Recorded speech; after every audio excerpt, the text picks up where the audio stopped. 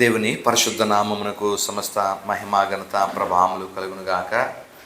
కుడి వచ్చిన మీ అందరికి కూడా ప్రభు అయిన యేసుక్రీస్తు పరిశుద్ధ నామమున నా హృదయపూర్వక వందనాలు తెలియపరుస్తూ ఉన్నాను. పిల్లలు, మరి గడిచిన దినముల్లో మరి గలతీ పత్రిక నుండి 5వ అధ్యాయం నుండి కొన్ని విషయాలు మనం నేర్చుకుని ఉన్నాం. ఈ దినము కూడా కొన్ని విషయాలు ప్రభు సహాయం ద్వారా నేర్చుకునడానికి మన హృదయాలను ప్రభు వైపు మనం త్రిప్పుదాం. 18వ వచనములో రాయబడినట్లుగా 17వ వచనములో రాయబడినట్లుగా శరీరము ఆత్మకును, ఆత్మ శరీరమునకును విరోధముగా అపేక్షిస్తున్నాయి. అవి ఒకదానికి ఒకటి వ్యతిరేకంగా పనిచేస్తూ ఉన్నాయి. అయితే క్రైస్తవుడు ఒక ఎంపిక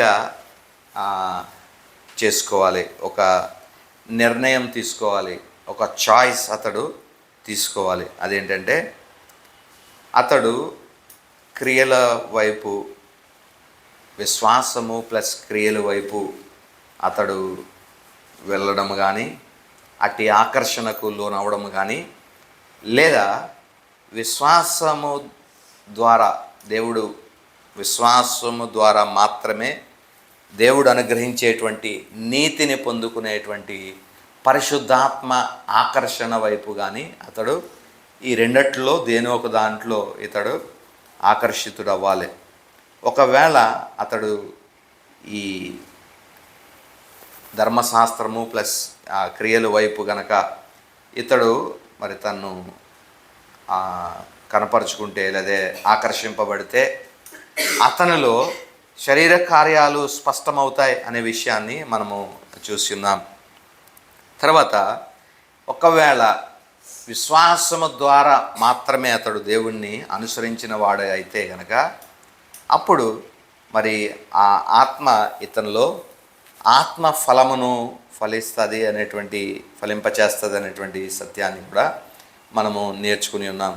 అయితే ఈ దినము మరి కొన్ని అంశాలు ఈ భాగము నుండి మనం ధ్యానం చేయడానికి చదువుదాం. ఈ విషయాలను 18వ వచనము నుండి మనం చదివినట్లయితే 18వ వచనము, మీరు ఆత్మచేత నడిపింపబడిన యెడల ధర్మశాస్త్రమునకు లోనైన వారు కారు. ఎప్పుడైతే మనము ఆత్మచేత మనము నడిపింపబడతామో ఆ ఆత్మ మనల్ని ధర్మశాస్త్రపు కాడి నుండి విడిపిస్తుంది అనే సత్యాన్ని ఇదివరకు కూడా మనము నేర్చుకుని ఉన్నాం. ఈ ధర్మశాస్త్రము క్రింద లేదా ఈ కాడి క్రింద ఉన్నటువంటి వారు దానికి దాసులుగా ఉంటారు అనేటువంటి, వారికి స్వేచ్ఛ లేదు అనేటువంటి సత్యాన్ని కూడా మనము నేర్చుకుని ఉన్నాం.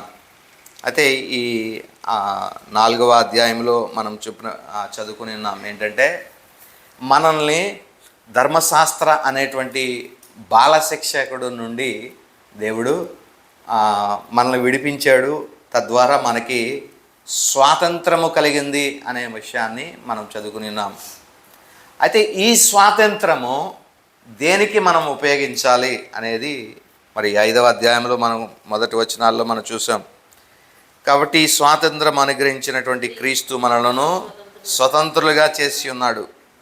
కాబట్టి ఈ స్వాతంత్రాన్ని మనం తెలివిగా మనం ఉపయోగించాలి. మరలా తిరిగి కాడి కిందకి వెళ్ళేటువంటి వారంగా కాక ప్రేమ చేత కార్యసాధకమగు విశ్వాసాన్ని మనము కనపరచాలి అనేది భక్తుడు ఇక్కడ తెలియపరచడాన్ని మనం చూస్తున్నాం.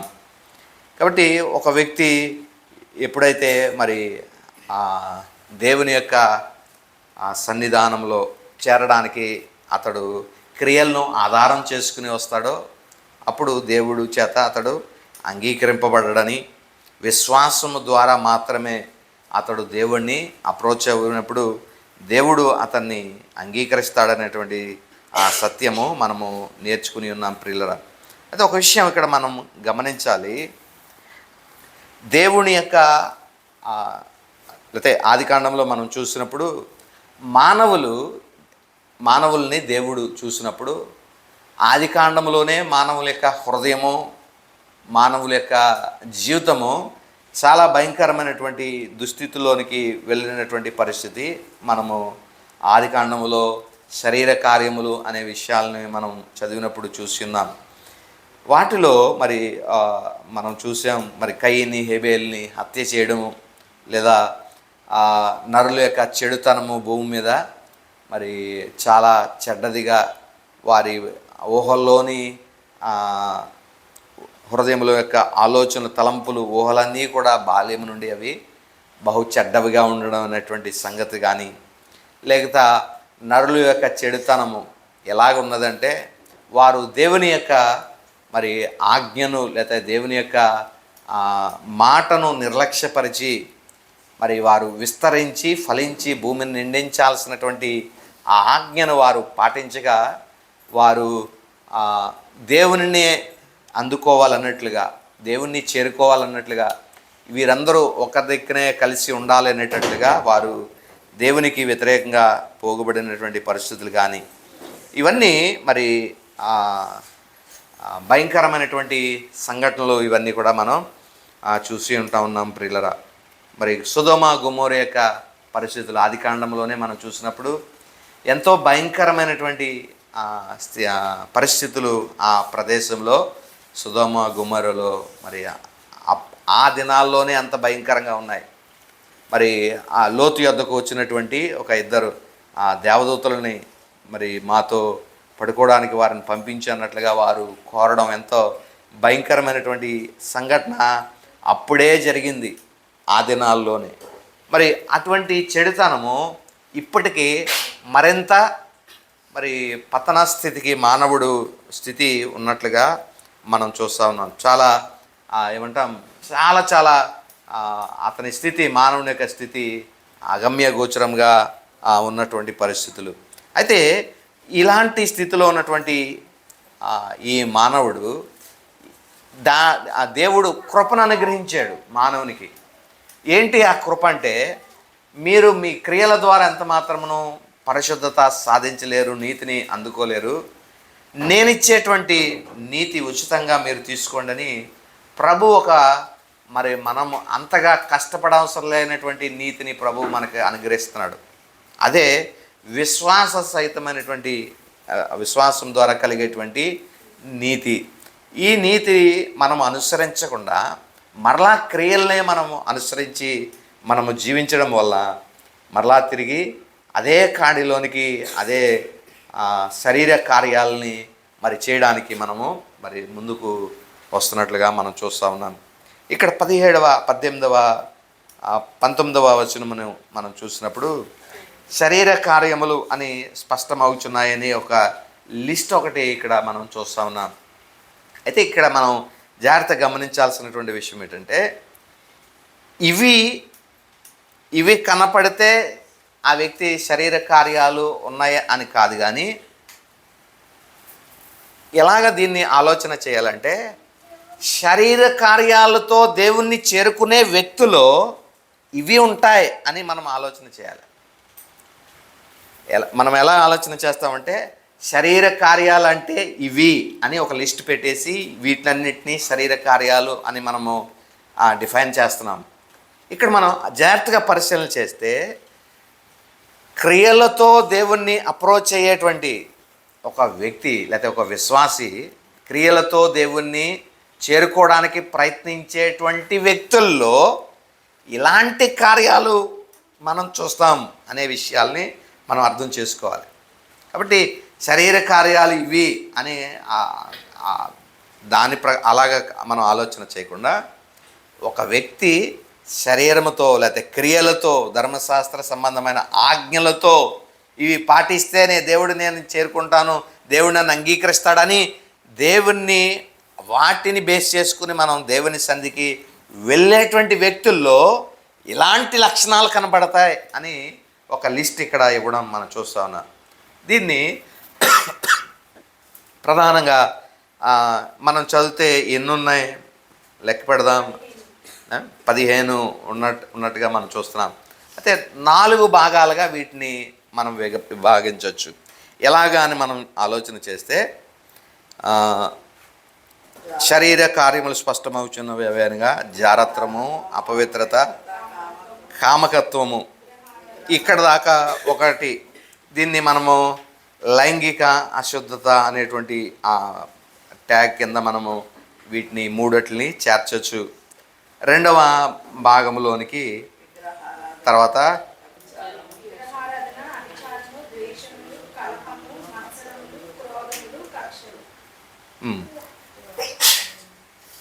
తర్వాత రెండవ భాగంలో మరి విగ్రహారాధన సంబంధమైనటువంటి ఈ స్థితిని మనం చూస్తూ ఉన్నాం. ఇక్కడ మనకి అభిచారము అనేటువంటి మాట ఇక్కడ రాయబడింది. అయితే దీన్ని కొన్ని చోట్ల లేకపోతే కొన్ని ట్రాన్స్లేషన్స్లో ఏమనంటే విచ్ క్రాఫ్ట్ అనేటువంటి పదం ఉపయోగింపబడింది. అంటే విచ్ క్రాఫ్ట్ అంటే చేతబడికి సంబంధమైనటువంటిది, లేకపోతే బ్లాక్ మ్యాజిక్కి సంబంధమైనటువంటి కార్యకలాపాలుగా వీటిని మనం చూడగలుగుతూ ఉన్నాం. విగ్రహారాధన లేకపోతే వేరే ఆ కోవలోకి చెందిందే ఇది కూడా. తర్వాత మూడవ కేటగిరీ ఏంటంటే విరోధమైనటువంటి స్థితి లేదా భేదము అనేటువంటి ఆ డెఫినేషన్ కింద ఇవన్నీ వస్తాయి. ఏమేమి వస్తున్నాయి అని అంటే, మొదటిది ద్వేషము, విమతములు, అసూయలు. పైనుంచి చదుదాం. ద్వేషము, కలహము, మత్సరము, క్రోధములు, కక్షలు, విభేదములు, విమతములు, అసూయలు. ఇక్కడతో మరి ఈ లిస్టు మనం చూడవచ్చు. తర్వాత నాలుగవ ఇది మరి నిగ్రహం లేనటువంటి స్థితి, నిగ్రహం లేని స్థితి. దీంట్లో మరి అల్లరితో కూడిన ఆటపాటలు కానీ లేదా మరి మిగిలిన మొదలైనటువంటివి అని అక్కడ రాసినటువంటి పరిస్థితి మనం చూస్తూ ఉన్నాం. ఈ నాలుగులోనే ఇవన్నీ కూడా వ్రాయబడినట్లుగా మనం చూస్తూ ఉన్నాం. మొదటిది ఇక్కడ మనం చూడగలిగితే లైంగిక అశుద్ధత అనేటువంటి మాటలో ఈ మూడు చేర్చబడ్డాన్ని మనం చూస్తూ ఉన్నాం. ఈ మూడు కూడా జారత్వము, అపవిత్రత, మరి కామకత్వముగా మనము చూస్తూ ఉన్నాం. మరి ఈ కొరింథీలోనే అధికమైనటువంటి ఈ వ్యభిచారము తో కూడినటువంటి కార్యకలాపాలతో ఈ అపరిశుద్ధమైనటువంటి స్థితిగా పట్టణముగా కొరింథీ పట్టణము అప్పట్లోనే ప్రసిద్ధిగాంచినటువంటిదిగా మనం చూస్తూ ఉన్నాం. వీరు అంటే ఈ ఆచారాల్ని మరి ఆచరిస్తున్నటువంటి పరిస్థితులు మనం ఒకసారి గమనించాలి. ఎలాగ వారు ఆచరిస్తూ ఉన్నారు అని మనం ఆలోచన చేస్తే, యేసుక్రీస్తు ప్రభువారు కూడా ఒక కీర్తనలో ఈ విధంగా ప్రభు మాట్లాడడాన్ని మనం చూస్తూ ఉన్నాం. మీరు ఒకసారి గమనిస్తే అది 50వ కీర్తన అనుకుంటా.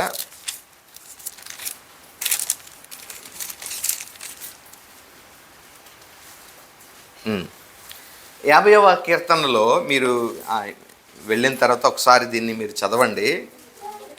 ఈ కీర్తన దేవుడు ఒక సెట్టింగ్ ఇక్కడ ఒక సెట్టింగ్ మనం చూస్తూ ఉన్నాం. ఏంటి సెట్టింగ్ అని అంటే, ఒక కోర్టుకు సంబంధించినటువంటి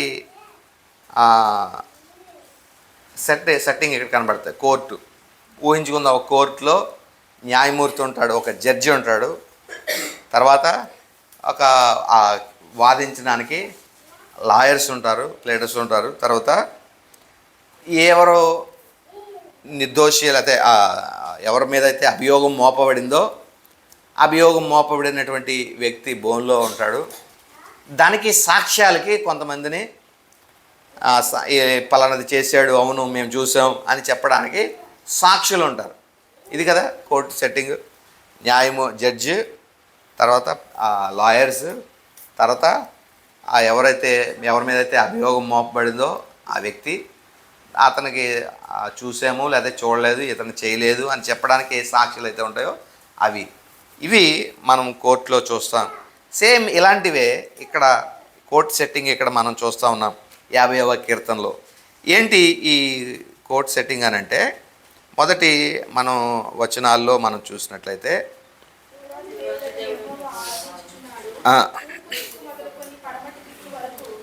భూనివాసులందరినీ ఆయన పిలుస్తు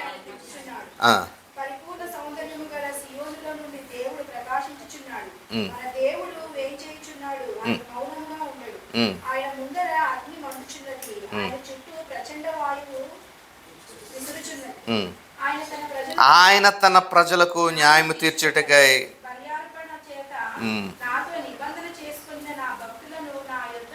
సమకూర్చుడని దేవుడు తానే న్యాయకర్త అయి ఉన్నాడు, ఆకాశమును ఆయన నిధి. ఇప్పుడు ఇక్కడ చూస్తే 6వ వచనంలో దేవుడు తానే న్యాయకర్త అయి ఉన్నాడు. ఇక్కడ జడ్జి ఎవరు? ఇప్పుడు దేవుడు జడ్జిగా ఉంటున్నాడు.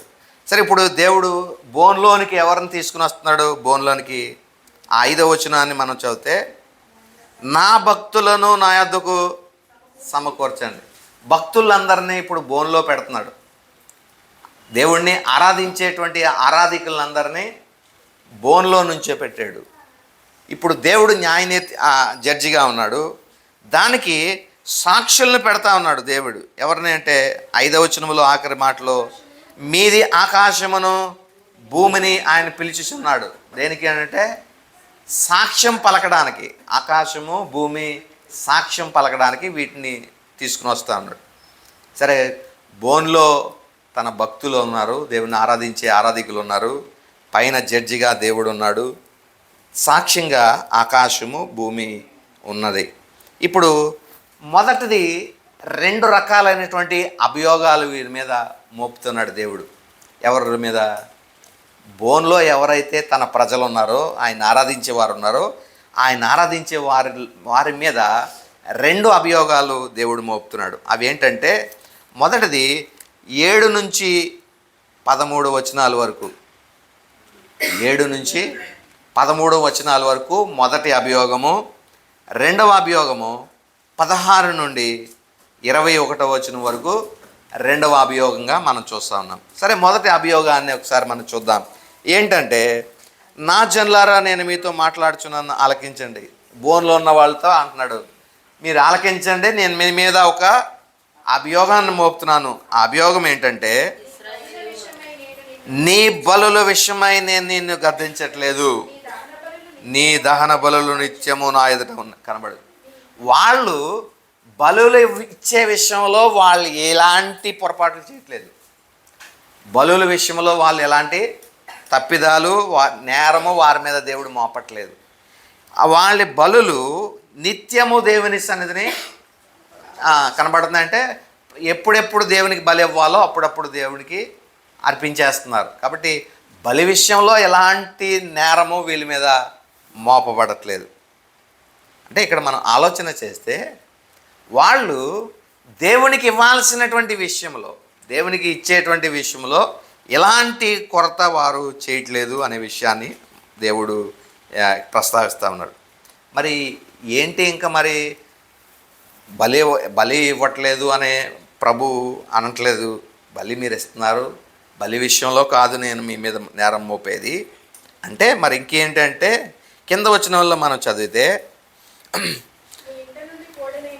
అస్సలు మీరు ఇన్ని తెచ్చేస్తున్నారు కదా రెగ్యులర్గా, ఏ టైంకి ఆ టైంకి తగ్గట్టుగా మీకు ఇంకా దేవుడికి ఏం కావాలో అది అన్నట్టుగా మీరు తీసుకొచ్చి నా ఎదుట వాటిని అర్పించేస్తున్నారు, బాగానే ఉంది.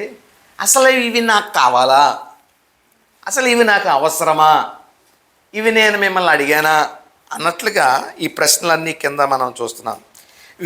నీ మందలో పొట్టేళ్ళనైనను నేను తీసుకొనను, అడవి మృగాలన్నీ 1000 కొండల మీద పశువులన్నీ కూడా నాయే కదా, కొండల్లోని పక్షులన్నిటినీ నేను ఎరుగుదును, పొలముల్లోని పశువాదులు నా వశమై ఉన్నాయి, లోకము దాని సంపూర్ణత అంతా కూడా నాదే. మరి ఎంత ఇలాంటివి అన్నీ కూడా దేవునియే అయితే, మీరు మరలా నాకు తీసుకొచ్చేదేంటి? మీరు మరలా నాకు అర్పించేదేంటి?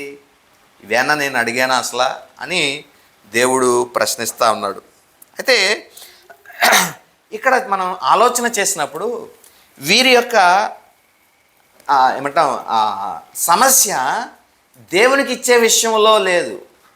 వీళ్ళ ఆలోచన ఎలా ఉందంటే, దేవుడికి ఇది అవసరం కాబట్టి ఇది ఇచ్చేద్దాం, దేవుడికి ఇది ఇవ్వాలి కాబట్టి ఇది ఇచ్చేస్తే మనం పని అయిపోద్ది అని ఆచారయుక్తంగా ఆచారపరంగా దేవుణ్ణి ఆరాధిస్తూ ఉన్నారు. ఆచారపరంగా దేవుణ్ణి ఆరాధిస్తారు. ఇప్పుడు క్రైస్తవులు కూడా ఆచారపరమైనటువంటి భక్తిని చేస్తూ ఉంటారు. ఎలా అంటే ఇచ్చే విషయంలో 10వ భాగం కరెక్ట్గా దేవుడికి ఇచ్చామా లేదా, లేకపోతే ఆదివారం కరెక్ట్గా మనం గుడికి వెళ్ళిపోయామా లేదా, శుక్రవారం లేదా ఇంకోటి చేసామా లేదా, ఉపవాసం చేసామా లేదా, ఇలాగా ఏదైతే ఆచారం ఉందో ఆ ఆచారాన్ని ఇచ్చే విషయాల్లో ఒక దినం శుక్రవారం ఉపవాసం ఇవ్వాలి, దేవునికి ఉపవాసం ఇచ్చేస్తున్నాం, లేదా ఆదివారం దేవుని సన్నిధిలో మనం కనబడిపోతున్నాం, లేకపోతే ఇది ప్రభుకి ఇవ్వాలి ఇచ్చేస్తున్నాం, ఇలాగా చేసుకోవాలి, రోజు ఒక చిన్న ప్రార్థన చేయాలి, చేసుకున్నాం అయిపోయింది అనేటువంటి ఈ ఆచారపరమైనటువంటి భక్తి ఉందే, దాన్ని ప్రభు ఇక్కడ చూస్తుంటే ఇశ్రాయేలీలు కూడా ఇది ఇవ్వాలి ఇలా చేయాలి కాబట్టి దేవుని చేయాల్సినవి దేవునికి చేసేస్తే సరిపోద్ది అన్నట్లుగా వాళ్ళు చేస్తున్నారు. నేను వాటిల్లో మిమ్మల్ని ఏం తప్పు పెట్టలేదు, మీరు ఇవ్వాల్సినవి ఇస్తున్నారు, ఏదో చేయాల్సినవి చేస్తున్నారు అని దాని విషయంలో నేను మిమ్మల్ని ఏమంటలేదు. కానీ మీ ఇంటెన్షన్ ఎలా ఉంది అని అంటే, వాళ్ళ ఉద్దేశము, వాళ్ళు ఇచ్చే విధానం ఎలా ఉందంటే, అన్యుల ఆచారపరమైనటువంటి విధానంలో వారు దేవునికి అర్పిస్తూ ఉన్నారు. అన్యుల దేవుళ్ళు అనగా ఇక్కడ మనం కొన్నిసార్లు మనం ఆలోచన చేసినప్పుడు ఏమంటామంటే, కొన్నిసార్లు సువార్తకి వెళ్ళినప్పుడు ఎక్కువగా ఏజెన్సీ ప్రాంతాల్లో ఇది మేము వింటూ ఉంటాం. ఏంటంటే సువార్త వారికి ప్రకటించినప్పుడు ప్రభుని నమ్ముకోండి అని మనం చెప్పినప్పుడు అంతా వింటారు, బాగానే ఉంటుంది. అయితే లాస్ట్లో ఒక మాట అంటారు, ఏంటంటే మాకు కొండ దేవతలు ఉన్నాయండి, కొండ దేవతలు కనుక మేము ఆరాధించకపోతే అవి మా పంటల్ని నాశనం చేసేస్తాయి, మా పశువులు పాడైపోతాయి. ఒక ఇంట్లో వాళ్ళ యొక్క అబ్బాయిని కొండదేవత పట్టుకుపోయిందంట కొండ మీదకి. అంటే ఆ పిచ్చెక్కిపోయి అలా ఇలా దెయ్యం పట్టిసో ఆడు కొండ మీదకి వెళ్ళిపోతాడన్నమాట. అంటే వీళ్ళ యొక్క లేకపోతే వీరి మనం ఆలోచన చేస్తే వాళ్ళు దేవుడిని ఆరాధించే విధానం ఎలా ఉంటుందంటే, మేము దాన్ని సాటిస్ఫై చేయాలి ముందు. ఆ భూమి లేకపోతే వ్యవసాయం చేసేటప్పుడు కూడా ముందు ఒక కోడినో ఒక మేకనో ఆ పొలంలో తీసుకెళ్ళి పొలంలో బలిస్తారు, ఆ రక్తం పొలంలో చిందిస్తారు. అప్పుడు ఆ యొక్క దేవత శాంతించి వీళ్ళకి పంట బాగా పండేటట్లుగా ఆశీర్వదిస్తుంది అనేటువంటి నమ్మకం. ఇప్పుడు అలాంటి ఆచారమైనటువంటి విధానంలోనే ఇశ్రాయేలీలు కూడా దేవుణ్ణి ఆరాధించడానికి వచ్చారు. ఎలా అంటే దేవుడికి ఇది ఇవ్వాలా, ఇది ఇవ్వకపోతే అక్కడేంటి దేవునికి కోపం వచ్చేస్తుంది. ఆ దేవతలకి ఇవ్వాల్సింది ఇవ్వకపోతే అవి కోపం వచ్చేసి పంటల నాశనము, లేదా ఇంట్లో కుటుంబాన్ని నాశనం, లేదా ఏదైనా సరే నాశనం. కాబట్టి దాన్ని సాటిస్ఫై చేస్తే ఆ దేవత వారిని చల్లగా చూస్తుంది, దీవిస్తుంది, ఆశీర్వదిస్తుంది. ఇదే ట్రెండ్ ఇశ్రాయేలీలు దేవుని స్థితికి, దేవుని ఆరాధించడానికి ఆ స్ట్రాటజీని తీసుకుని వచ్చారు. ఏంటంటే దేవునికి ఇది ఇవ్వాలి, ఇలా చేయాలి. మనం దేవునికి ఇలా చేస్తే దేవుడు మనల్ని ఆశీర్వదిస్తాడు. ఇప్పుడు క్రైస్తవ భక్తి కూడా దీనికి సరిపోయిందంటారా? ఇలాగే ఉందా? సేమ్ ఇంతే. క్రైస్తవులు చేసేది కూడా మనం ప్రభుకి ఇలా చేస్తే, బోధలు అన్నీ అయ్యాయి కదా, మీరు ప్రభుకి ఇలా ఇస్తే దేవుడు మీకు ఇలా ఇస్తాడు, మీరు ఎంత ఇస్తే మీకు ఎంత వస్తుంది అనేటువంటి బోధే. ఇది ఎక్కడి నుండి వచ్చింది అని అంటే, దీని ఆరిజిన్ ఆ దేవతలను ఆరాధించేటువంటి అన్యులు ఆ విధమైనటువంటి వాటిని మనం సాటిస్ఫై చేస్తే అవి మనల్ని సాటిస్ఫై చేస్తాయి, లేకపోతే దీవిస్తాయి, ఆశీర్వదిస్తాయని. కాబట్టి ఈ విధానము దేవుడు ఇక్కడ తప్పు పడుతున్నాడు. నేను మిమ్మల్ని అడిగేది నాకు ఇవ్వడానికి మీరు ముందుకు వస్తున్నారు, లేకపోతే ఎక్కడ కూడా ఇచ్చే విషయంలో మీరు వెనకాడట్లేదు, పర్ఫెక్ట్గా ఇస్తున్నారు. కానీ ఇచ్చే విధానం మీరు ఉద్దేశం అనేటువంటిది బాగలేదు. ఏ ఉద్దేశంతో? నన్ను మీరు సాటిస్ఫై చేస్తే నేను మిమ్మల్ని సాటిస్ఫై చేస్తాను అనేటట్లుగా, నన్ను చూసుకుంటే నేను మిమ్మల్ని చూసుకుంటాను అన్నట్లుగా మీ విధానము ఉంటుంది. ఇది నేను మీ మీద తప్పు పడుతున్నాను అని తప్పు పట్టాడు దేవుడు. అయితే దానికి సొల్యూషన్ కూడా అక్కడే రాశాడు దేవుడు. అది దేవునికి కావాల్సింది ఏంటంటే, నీవిచ్చేటువంటి అర్పణలు ఇవి కాదు, నీవిచ్చేటువంటి బలులు కాదు దేవుడు కోరుకునేటువంటిది. దేవుడు కోరేదేంటి? స్తుతి యాగము చేయము. దేవుడిని స్తుతించడాన్ని కోరుకుంటున్నాడు దేవుడు. ఎలాగ మనం దేవుణ్ణి స్తుతిస్తాం? ఆ కిందలోనే ఉంది దాని ఆన్సర్ కూడా. ఎలా స్తుతిస్తామంటే 15వ వచనంలో, నీకు శ్రమలు వస్తాయి కదా, కష్టాలు వస్తాయి కదా, ఇరుకులు ఇబ్బందులు వస్తాయి కదా, అప్పుడు నువ్వు ఏం చేయాలంటే దేవునికి నువ్వు ప్రార్థన చేయి, దేవునికి నీ గోడు విన్నవించు, దేవుడికి నీ యొక్క ఏమంటాం ఆ సమస్యల గురించి దేవుని సన్నిధికి నువ్వు వాటిని తీసుకుని వెళ్ళు, మొరపెట్టు దేవునికి నీ సమస్యల గురించి. అప్పుడు దేవుడు ఏం చేస్తాడు? విడిపిస్తాడు. నీ సమస్యల నుండి నిన్ను విడిపిస్తాడు దేవుడు. దేవుడు నీ మొరను ఆలకించి నీ మీద కనికరపడి నీకున్న సమస్యల నుండి దేవుడు నిన్ను విడిపిస్తాడు. అప్పుడు నువ్వేం చేయొచ్చు? మనం దేవుణ్ణి మహిమపరచడానికి ఒక అవకాశం ఉంటుంది. కాబట్టి ఈ విధానాన్ని మనము ఆలోచన చేద్దాం. దేవుడు మనల్ని వద్దకు నుండి కోరుకునేది స్తుతి యాగము. ఆయనకి కృతజ్ఞత మనం చెల్లించాల్సిన పరిస్థితి. ఏది ఇస్తున్నాము, ఎంత ఇస్తున్నాము, ఎలా, ఇవి కాదు. మనం ఎంత ఫ్రీక్వెంట్గా చేస్తున్నాము ఇవి కాదు. ఈ అన్నీ కూడా రాసినటువంటి 7వ వచనం నుండి కింద చదివితే, ఇవన్నీ నేను అడిగానా అని ఒక్క మాటలో దేవుడు తీసి పాడేశాడు. ఇవేం నేను కోరుకోలేదే, ఇవేం నేను అడగలేదే, ఇవేం నాకు అవసరం లేదే, మరి ఎందుకు నాకు ఇస్తున్నారు ఇవి అన్నట్లుగా దేవుడు ప్రశ్నిస్తున్నాడు. నాకు కావాల్సింది నాకు ఇవ్వండి. నాకు కావాల్సింది ఏంటి? స్తుతి యాగము చెల్లించండి. ఒకవేళ స్తుతి యాగం ఎలా చెల్లించాలని మీకు డౌట్ వస్తే కిందన చూడండి. మీకు సమస్యలు వచ్చినప్పుడు, ఆపద సంభవించినప్పుడు, ఆపత్కాలంలో దేవునికి మీరు మొరపెట్టండి, ఖచ్చితంగా ఆయన విడిపిస్తాడు. విడిపించినప్పుడు ప్రభువుకి నువ్వేం చెల్లించగలుగుతావు? నేను ఎలాంటి స్థితిలో ఉన్నప్పుడు ప్రభువు నన్ను విడిపించాడు, నేను ఎలాంటి పరిస్థితుల్లో ఉన్నప్పుడు ప్రభు నాకు సహాయం చేశాడు అని దేవుణ్ణి మహింపరిచేటువంటి ఒక గొప్ప భాగ్యము మనకి ఆ దేవుడు కలుగు చేస్తాడు ప్రియులారా. కాబట్టి అది మొదటిది. రెండవది కూడా మనం చూస్తే, మీరు ఇంటికెళ్ళకి ఇది ధ్యానం చేయండి. రెండవది హిపోక్రసీ గురించి వ్రాయబడుతుంది. దేవుడు వారి మీద మోపిన రెండవ నేరం ఏంటంటే వేషధారణ సంబంధమైంది. వేషధారణ భక్తి ప్రస్తుత క్రైస్తవుల్లో కూడా ఈ వేషధారణ భక్తి ఎక్కువైపోయింది. దీనికి కూడా సొల్యూషన్ అక్కడ కింద ప్రభు రాస్తా ఉన్నాడు.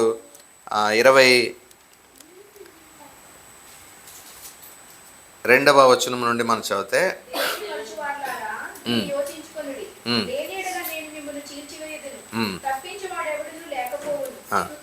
ఇక్కడ కూడా రెండవ సమస్యకి కూడా, రెండవ నేరానికి కూడా ప్రభు ఇస్తున్నటువంటి సొల్యూషన్ ఏంటంటే, మీరు హిపోక్రసీ చేయొద్దు, మీరు చేయాల్సిందల్లా స్తుతి యాగము అర్పించండి. మీరు స్తుతి యాగం మాత్రం అర్పిస్తే చాలు, మీరు నన్ను మహింపరిచేటువంటి వారు అవుతారు. అప్పుడు నేను వానికి నా రక్షణ కనపరిచి వానికి మార్గాన్ని సిద్ధపరుస్తాను. కాబట్టి ఒక వ్యక్తి రక్షింపబడడానికి దేవుడు మార్గాన్ని సిద్ధపరిచేటువంటి స్థితి ఏంటంటే స్తుతి యాగము చెల్లించడం. మన దేవుణ్ణి ఆరాధించేటువంటి విధానంలో మరి ఏమంటాం, ఈ విధానంలో మనం ఆరాధించకూడదు. దేవుణ్ణి మనము సంతోషపెడితే దేవుడు మనల్ని ఆశీర్వదిస్తాడు. దేవుణ్ణి మనం ఆనందింపచేస్తే, ఆయనకి కావలసినట్లుగా మనం ఇస్తే దేవుడు మనం చల్లగా చూస్తాడు అనేటువంటి విధానము తప్పు. అలాగ మనము చేయకూడదు. మనం ప్రభువునికి కావలసిందల్లా ఏంటంటే దేవుణ్ణి స్తుతించడం, దేవుడు గణపరచబడాలని దేవుడు కోరుకుంటూ ఉంటాడు. అయితే అది మనం దేవుణ్ణి ఎలా గణపరుస్తాం దేవుణ్ణి? అంటే మనం అనుకుంటాం మనం గణపరిస్తేనే దేవునికి ఘనత అనేది అలా ఆలోచించద్దు. మనం లేకపోయినా దేవుడు ఆయన కనపరచుకోగలడు, ఆయన్ని స్తుతించుకోగలడు, ఆయన మహింపరచుకోగలడు. అలాంటి సర్వశక్తుడైన దేవుడు, సర్వజ్ఞాని అయిన దేవుడు, సర్వవ్యామి అయినటువంటి దేవుడు, నిత్యత్వం ఉనికిలో ఉన్నటువంటి దేవుడు, మానవుడు లేకపోయినా సరే ఆయన స్తోత్రము నొందదగినటువంటి దేవుడు. అలాంటి గుణ లక్షణాలు దేవుళ్ళలో ఉన్నాయి. కానీ మానవుడు మాత్రం ఎంతసేపు దేవుడిని ఆరాధించేటువంటిది ఎలాగ ఆరాధిస్తాడంటే, మానవుడు ఏమంటాం హ్యూమన్ సెంట్రిక్గా ఆలోచన చేస్తూ ఉంటాడు. దేవుణ్ణి కూడా దేవుడి పనితీరుని మానవ సెంట్రిక్గా, అంటే మానవ కేంద్రీకృతంగానే ఆలోచన చేస్తాడు. ఇప్పుడు దేవుడు మానవుడు లేకుండా దేవుడు ఉన్నాడా అంటే ఉన్నాడు. మానవుడు లేకపోతే దేవుడు లేడా? మానవుడు లేకముందు నుంచి ఎప్పటి నుంచో ఉన్నాడు. మానవుడు సృష్టించిన తర్వాత మనిషి దేవుడిని ఎలా చేస్తాడంటే, దేవుడు అంటే మనిషికి ఇలా చేస్తాడు, ఇలా చేస్తాడు, ఇది చేస్తాడు, ఇది చేస్తాడు. ఇదేనా దేవుడు అంటే? ఆయన అనంతుడైనటువంటి దేవుడు, నిత్యత్వము ఉనికిలో ఉన్నటువంటి దేవుడు, సార్వభౌమ అధికారం కలిగినటువంటి దేవుడు.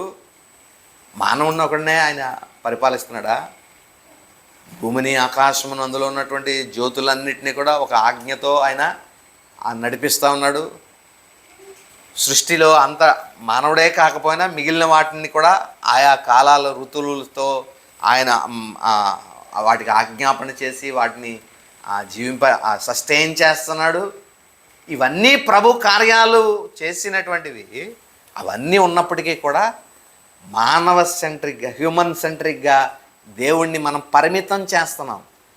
వీటికి మాత్రమే దేవుణ్ణి దేవుడు ఎలా చేస్తామంటే, దేవుడు ఆశీర్వదించేవాడు, దేవుడు దీవించేవాడు, దేవుడు ఇలా చేసేవాడు, ఇలా ఇచ్చేవాడు అని మనకి హ్యూమన్స్, మానవుడు ఏది అవసరమో లేకపోతే మానవుడికి ఏది చేయాలో అది చేయగలిగిన వాడు మాత్రమే ఈయనే దేవుడు అన్నట్లుగా దేవుడిని మనం ఒక చిన్న, మానవుడే ఫైనైట్ బీయింగ్, పరిమితం కలిగినటువంటి వాడు.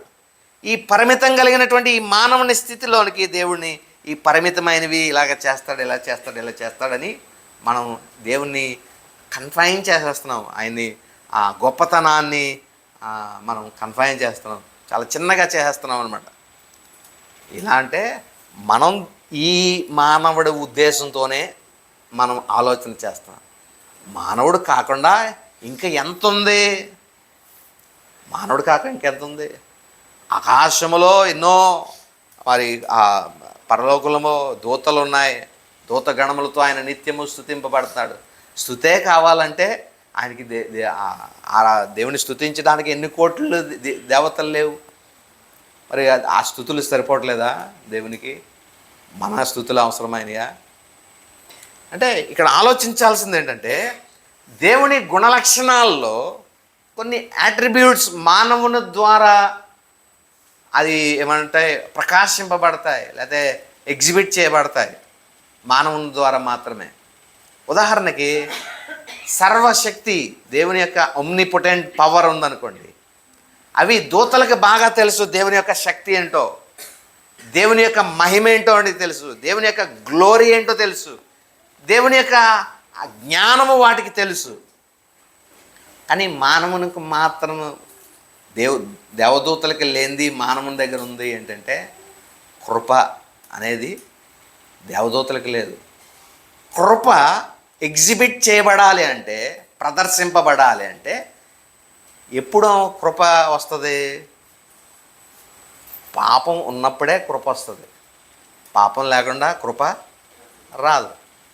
పాపికి మాత్రమే కదా కృప అవసరం. కాబట్టి మానవుడు మాత్రమే కదా పాపం చేసింది. కాబట్టి ఈ మానవుడికి మాత్రమే దేవుడు కృపను అనుగ్రహించాడు. దేవదూతలను మనం అడిగి కృప అంటే ఏంటి అని అడిగితే అవి చెప్పలేవు కృప అంటే ఏంటో. కానీ పాపములు క్షమింపబడినటువంటి ఒక పాపిని అడిగితే కృప గురించి చాలా అద్భుతంగా అతడు చెప్తాడు. ఇంత ఘోర పాపినైన నన్ను దేవుడు తన కృప చేత విమోచించాడు, పాపములు క్షమించాడని ఒక పాపి చెప్పగలుగుతాడు. కాబట్టి దేవుని గుణలక్షణాలు మానవుని దగ్గర కొన్ని అవి మానవుని ద్వారా ఎగ్జిబిట్ అవుతాయి. ప్రేమ చూపించే విషయము, లేదా ఆయన న్యాయము, తర్వాత ఆయన కృప, కనికరము, వీటికి మానవుడు అవసరం అవుతాడు. మిగిలిన వాటన్నిటి గుణలక్షణాలకు దేవుడు ఆ మానవుడు లేకపోయినా ఆయన గుణలక్షణాలు ఆయన ప్రదర్శించగలిగినటువంటి వాడై ఉన్నాడు. కానీ దీనికి మాత్రమే మనం కన్ఫైన్ చేయకూడదు దేవుణ్ణి అనేది మనం ఆలోచన చేయాలి. దేని ద్వారా అయినా సరే దేవుడు మహిమ పొందుకోగలుగుతాడు. ఉదాహరణకి ఇది మరి కొంచెం సరిగ్గా అర్థం చేసుకోకపోతే తప్పుగా మనం అర్థం అవుద్ది. జాగ్రత్తగా ఆలోచన చేయండి. మనిషి పాపము ద్వారా కూడా దేవుడు మహిమ పొందుతాడు. మనిషి పాపము ద్వారా దేవుడు మహిమ అంటే మీరు అనుకోవచ్చు, అంటే నేను పాపం చేస్తా ఉంటే దేవుడు మహిమ పొందుతాడా అని మనకు అనిపిస్తుంది. సేమ్ ఇలాంటిదే ఆర్గ్యుమెంటు రోమాపత్రికలో చూసాం కదా. కృప గురించి రాయబడుతూ అట్లయినగా మనం ఏమందము, కృప విస్తరించాలని మనం పాపమందు నిలిచి ఉందమా, అట్లా అనరాదు అని ఆర్గ్యుమెంట్ ప్రారంభమవుతుంది. అంటే దేవుడు మహిమ పొందుతాడని మనం పాపం చేసుకుంటూ వెళ్ళిపోవచ్చా? అలా అది కాదు ఇక్కడ మనం గమనించాల్సింది. ఈ విధంగా ఆలోచన చేద్దాం. దేవుడు సర్వజ్ఞానములో ఆయన సర్వజ్ఞాని కాబట్టి ఆయన భూమిని, ఈ విశ్వాన్ని, వీటన్నిటినీ సృష్టిస్తాడని ముందే తెలుసా, లేకపోతే యాక్సిడెంట్గా ఇలాగ చేసాడా? ముందస్తు జ్ఞానం ద్వారా ఆయన రచించి లేకపోతే ఒక సంకల్పాన్ని కలిగి ఉండి వీటిని నిర్మించాడా, లేకపోతే మామూలుగా అప్పటికప్పుడు ఇవాళ ఏం తోచట్లేదు ఏదో ఒకటి చేద్దామని ఇది చేసాడా? ముందస్తు ప్రణాళిక ప్రకారము ఆయన ప్రణాళిక ద్వారా చేశాడు. సరే, ఈ భూమిని ఇందులో చేసినప్పుడు అందులో ఏదైనా తోటని పెడదామని అనుకున్నాడా, లేకపోతే భూమిని ఎలా చేసాం కదా ఇక్కడ ఏదో ఒకటి పెడదామని ఏదైనా తోటను పెట్టేశాడా? యాదృచ్ఛికంగా ఆలోచన చేసి ఒక ప్రణాళిక ప్రకారమే ఏదైనా తోటను పెట్టాడు. తోటలు పెట్టినప్పుడు వృక్ష ఫలాలని అన్నిటిని పెట్టినప్పుడు మంచి చెడ్డల తెలివినిచ్చే వృక్ష ఫలాలని పెడతాడని ముందుగా తెలుసా, లేకపోతే అప్పటికప్పుడు ఏదో తెలిసాడా? అది కూడా ముందుగా తెలుసు దేవునికి. అయితే ఈ తోటలోనే ఆదామ వలన కూడా తయారు చేస్తాడని దేవునికి ముందు తెలుసా తెలీదా అంటే దేవునికి తెలుసు. ఆదామ వలని ఆ తోటలో పెడతాడని తెలుసు. ఆ తోటలోనే మంచి చెడ్డల తెలివినిచ్చే వృక్ష ఫలాలు ఉంటాయని, ఆ చెట్టు ఉంటుందని కూడా దేవుడికి తెలుసు. దేవుడు ఆజ్ఞ ఇచ్చినప్పుడు ఆ మానవుడు ఈ ఆజ్ఞని అతిక్రమిస్తాడని దేవునికి తెలుసా తెలీదా? దేవునికి తెలుసు. మానవుడు తింటాడని కూడా తెలుసు. తింటే మానవుని విమోచించడానికి దేవుని దగ్గర ఒక ప్లాన్ బి ఉంది. ఆ ప్లాన్ ముందుగానే ఉందా, లేకపోతే అప్పటికప్పుడు అయిపోతే మీరు తినేసారా, ఇప్పుడు మీకు ఏదో ఒకటి చేయాలని ఇంకొక ప్లాన్ తయారు చేశాడా, లేకపోతే ముందుగానే ప్లాన్ ఉందా? ముందుగానే ఉంది. అంటే ఆయన జ్ఞానంలో విశ్వాన్ని, ఇందులో భూమిని, అందులో సమస్తాన్ని సృష్టిస్తాడని దేవుడికి తెలుసు. అందులో ఏదైనా తోట భూమిలో ఏదైనా తోట ఉంటుందని తెలుసు. తోటలో మంచి చెడ్డల వృక్ష ఫలం పెడతాడని తెలుసు. ఆ వృక్ష ఫలాన్ని ఆదాము అతిక్రమిస్తాడని కూడా తెలుసు. అవన్నీ తెలిసినటువంటి దేవుడు మరి ఆ తెలిసినప్పుడు ఒక ప్రశ్న రావాలి, అలా తెలిసినప్పుడు దేవుడు ముందే ఆపేయచ్చు కదండి, ఆపేయచ్చు కదా ముందే, అప్పుడు ఈ గొడవ ఏదో ఉండకపోతుంది కదా.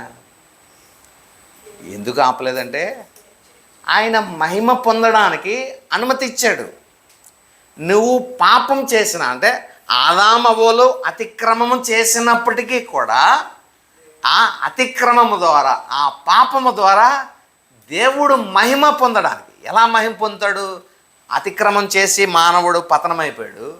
ఇప్పుడు పతనమైపోయిన మానవుడిని దేవుడు అంత ఘోర పాపిని కూడా మరలా నిత్యరాజ్యానికి వారసునిగా చేయగలిగిన సమర్థ్యము దేవునికి ఉన్నది.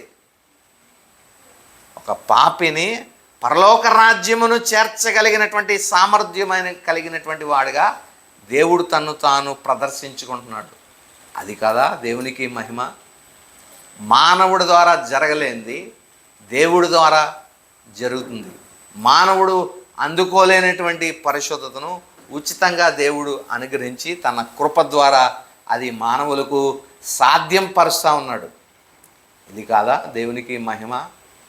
కాబట్టి ఆ పాపము ద్వారా దేవుని మహిమ పొందడం అంటే ఏంటంటే దాన్ని ఏదో ఒక ఆ పర్యవసానాన్ని మానవుడు అనుభవించకుండా, దాన్ని ఆ స్థితి పొందకుండా, దానికి పొందలేనటువంటి ఒక స్థితికి మానవుడిని చేర్చినటువంటి ఆయన సంకల్పము, ఆయన ఏదైతే రక్షణ సంకల్పము మనం అంటున్నామో అది, దాని ద్వారా దేవుడు మహిమ పొందేటువంటి వాడై ఉన్నాడు.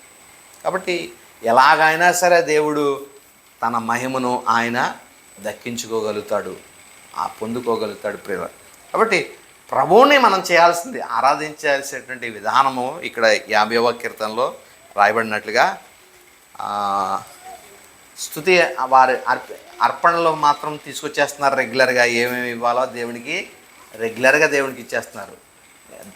దేవుడు అంటున్నాడు, మీరు ఇచ్చే విషయంలో నేను తప్పు పడతలేదు, కానీ ఇచ్చే ఆ ఇంటెన్షన్, దాని వెనకాల ఉన్న మీ ఇంటెన్షన్ తప్పు. దేనికోసం మీరు ఇస్తున్నారు? నన్ను మీరు సంతోషపెడితే నేను మిమ్మల్ని సంతోషపెడతాను అన్నట్లుగా మీరు ఇస్తున్నారు. అలాగొద్దు. ఇక్కడ చెప్పేది అదే. నేనేమన్నా అడిగానా, నేనేమైనా ఇమ్మన్నానా, నేనేమన్నా చేయమన్నానా అనేటట్లుగా ఈ ప్రభువే అడుగుతున్నాడు. ఇవన్నీ నేనే కదా ఇచ్చాను, ఇవి నావే కదా. కాబట్టి ఇవి కాదు నాకు కావాల్సింది, స్తుతియాగము అని 2 సందర్భాల్లో కూడా స్తుతియాగాన్నే దేవుడు కోరుకున్నట్లుగా మనం చూస్తూ ఉన్నాం. దేనికి చెప్పాము ఇది అసలు?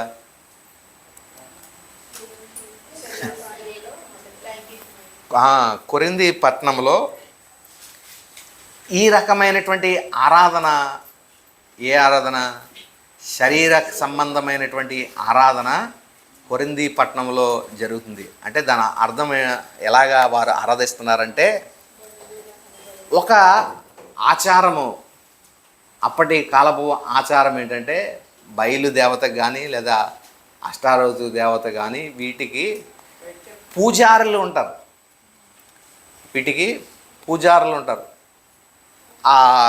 ఇప్పుడు సపోజ్ మరి ఇది చెప్పడానికి చాలా కొంచెం ఇబ్బందికరమే. అయితే ఈ కాంటెక్స్ట్ బట్టి మనం దీన్ని చెప్పక తప్పదు.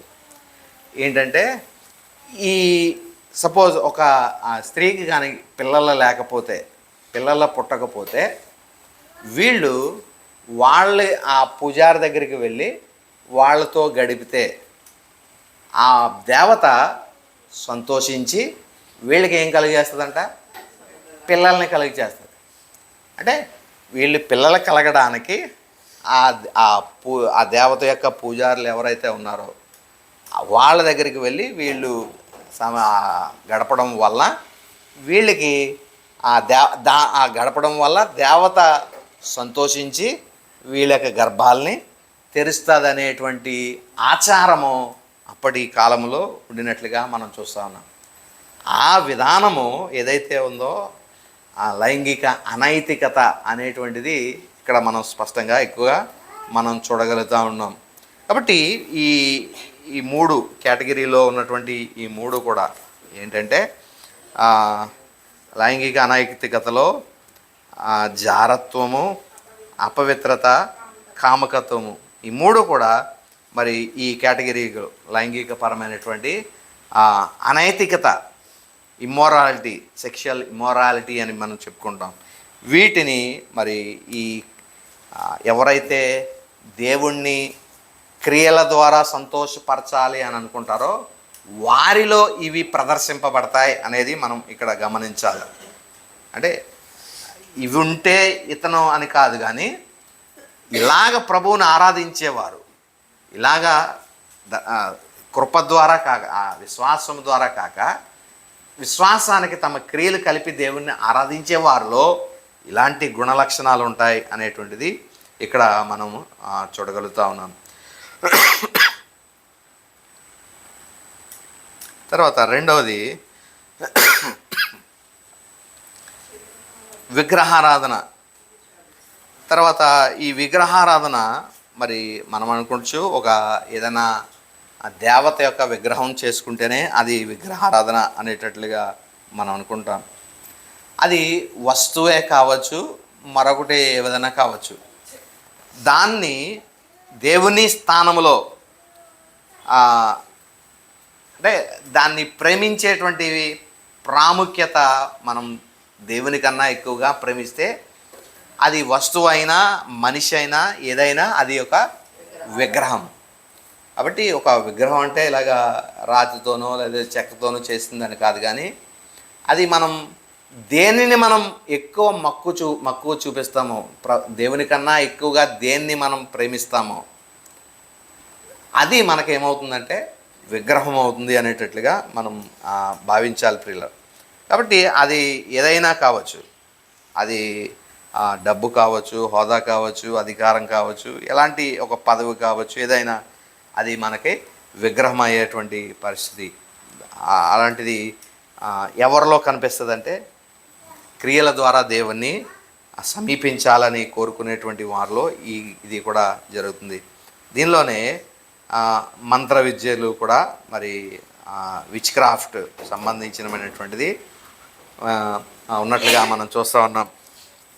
ఇది ప్రాచీనంగా ఎక్కువగా మనం చూసాం కదా. కొరింథీ పట్టణంలోనే ఈ రిఫరెన్స్ చూద్దాం ఒకసారి. మొదటి కొరింథీలకు రాయబడిన పత్రికలో 10వ అధ్యాయము 14వ వచనం మనం చదివితే,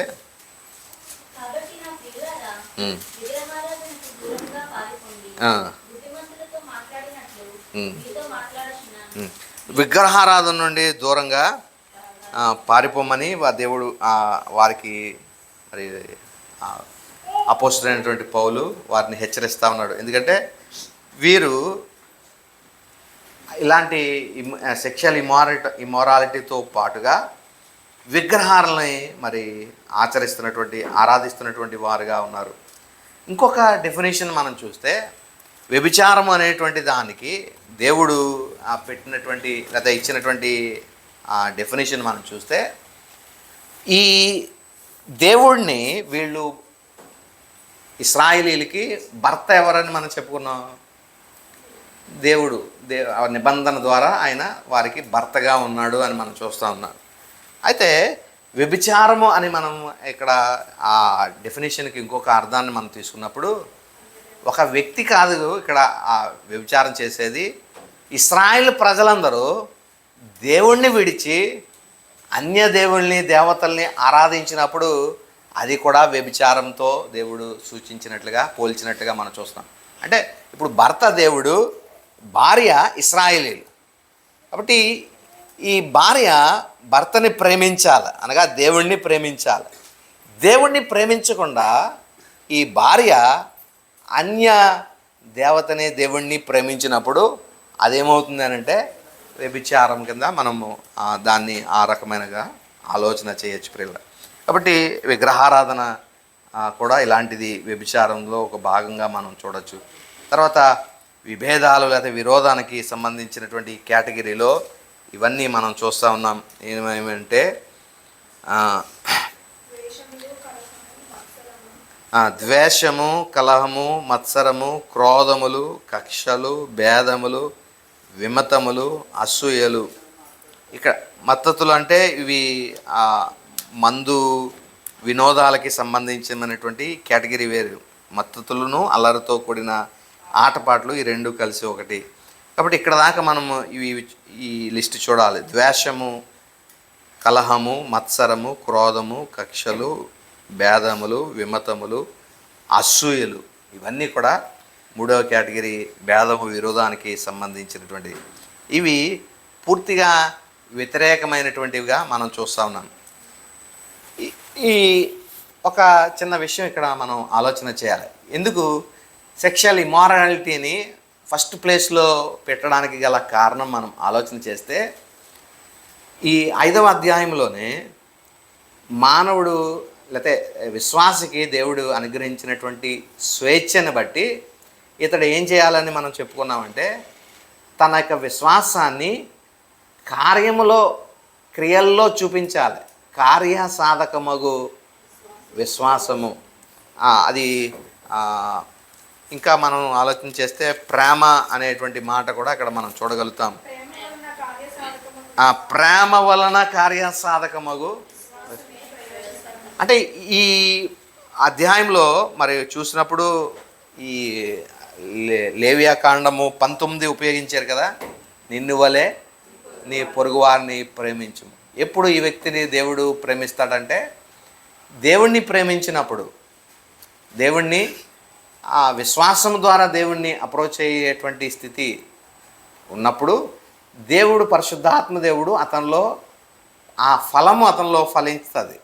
కాబట్టి ఆ ఫలములో ఆ 9 ఏదైతే ఉన్నాయో 9లో కూడా కామన్గా ఉండేటువంటిది ఏంటంటే ప్రేమ అనేటువంటిది మనం చూస్తున్నాం. అయితే ఈ ప్రేమకు ఉన్నటువంటి క్వాలిటీస్లో నిస్వార్థమైనటువంటిది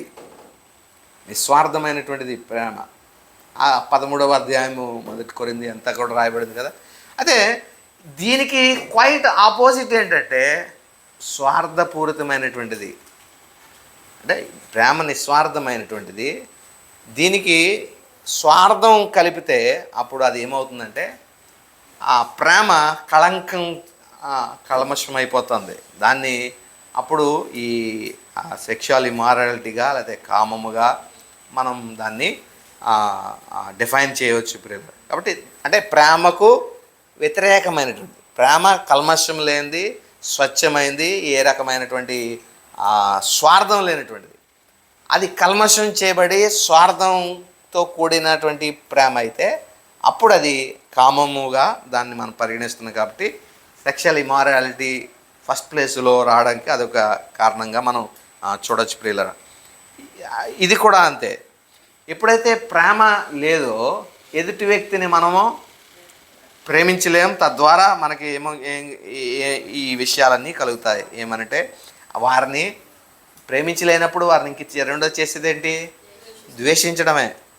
ద్వేషిస్తాం, తర్వాత వారితో కలహాలు పడతాం, గొడవలు పడుతూ ఉంటాం, మత్సరం అంటే వాళ్ళకి కలిగింది నాకు లేదు అనేటువంటి ఏడుపు, తర్వాత క్రోధం, వాళ్ళ మీద మనకు క్రోధం చూపిస్తాం, కక్ష కట్టేస్తాం, వాళ్ళతో భేదాలు మనం పెట్టుకుంటాం, విమతములు, అసూయ, ఇవన్నీ కూడా మరి ప్రేమ లేని దానికి ఇవన్నీ సంభవిస్తాయి అనేటువంటి దానికి ఒక అర్థంగా దీన్ని మనం చూస్తున్నాం. 4వ కేటగిరీ మనం చూస్తే 4వది నిగ్రహం కోల్పోయినటువంటి స్థితి. ఇది ఎక్కువగా దేనివల్ల అంటే మత్తతులు అనగా ఇవి ఎక్కువగా మాదక ద్రవ్యాలు లేకపోతే మద్యపానం ఇలాంటివి ఎక్కువగా తీసుకునడం వల్ల వారు నిగ్రహం కోల్పోయేటువంటి పరిస్థితి, స్వార్థపూరితమైనటువంటి కోరికలు మరి పేటరేగిపోయినటువంటి స్థితి. ఇంకొక అర్థం దీనికి ఏంటంటే మత్తతులకి ఒక స్వలాభం కోసం పనిచేసేటువంటి స్థితి. ఉదాహరణకి నీకు ఒక పొజిషన్ ఏదైనా ఉంది, అయితే సంఘంలో ఒక పెద్ద కింద నేను పెట్టారు అనుకో, అయితే ఈ పదవి దేనికి నీకు ఇవ్వబడింది? నీవు ఇతరులకి సేవ చేయడానికి లేదా నువ్వు ఇతరులకి పరిచర్య చేయడానికి నీకు అనుగ్రహింపబడింది ఈ పదవి. దీన్ని మనం ఏం చేయొచ్చు? ఆ విధంగా చేయొచ్చు, లేదా మిస్యూజ్ చేయొచ్చు. నీ స్వలాభం కోసం, నీ లబ్ధి కోసం దీన్ని ఉపయోగించుకుని, ఈ పదవిని ఉపయోగించుకుని ఆ అధికారం చెలాయించవచ్చు, లేదా నీ లాభం కోసం మరొకటి చేయొచ్చు. అలాంటి విషయాలు కూడా జరిగేటువంటి పరిస్థితి ప్రియులారా.